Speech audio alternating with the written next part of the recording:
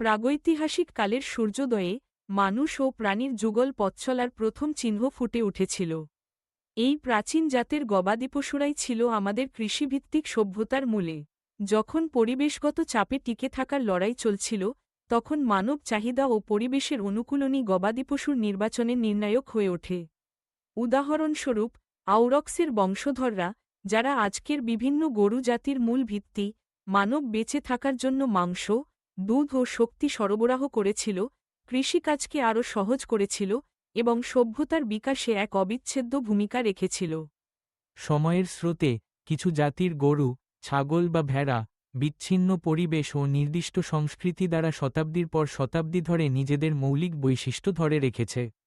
আফ্রিকার মাসাই সম্প্রদায়ের জেবু, ইউরোপের আইসল্যান্ডিক ভেড়া বা এশিয়ার ইয়াক, প্রতিটি জাতি তাদের নিজস্ব পরিবেশে অভিযোজিত এবং স্থানীয় সংস্কৃতির অবিচ্ছেদ্য অংশ। এই পশুগুলি শুধুমাত্র খাদ্য বা পণ্য নয়, বরং নৃত্য, শিল্প, ধর্মীয় আচার অনুষ্ঠান এবং ঐতিহ্যের প্রতীক হয়ে উঠেছে। তবে তাদের অবদান শুধু খামারে সীমাবদ্ধ ছিল না।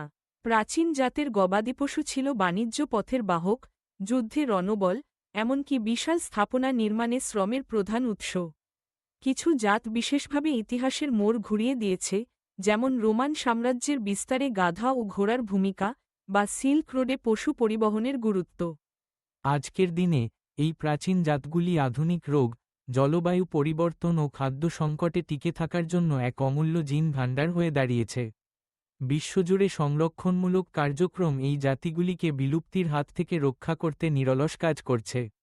টেকসই কৃষি, বিশেষ বাজার ও পরিবেশ সংরক্ষণে এদের ব্যবহার ক্রমেই বাড়ছে।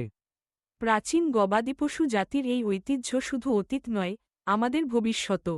এদের গুরুত্ব অনুধাবন ও সংরক্ষণে আমরা যদি আজই সচেষ্ট হই, তবে টেকসই খাদ্য নিরাপত্তা, পরিবেশগত স্থিতিশীলতা এবং বৈচিত্র্যপূর্ণ কৃষির পথ উন্মোচিত হবে।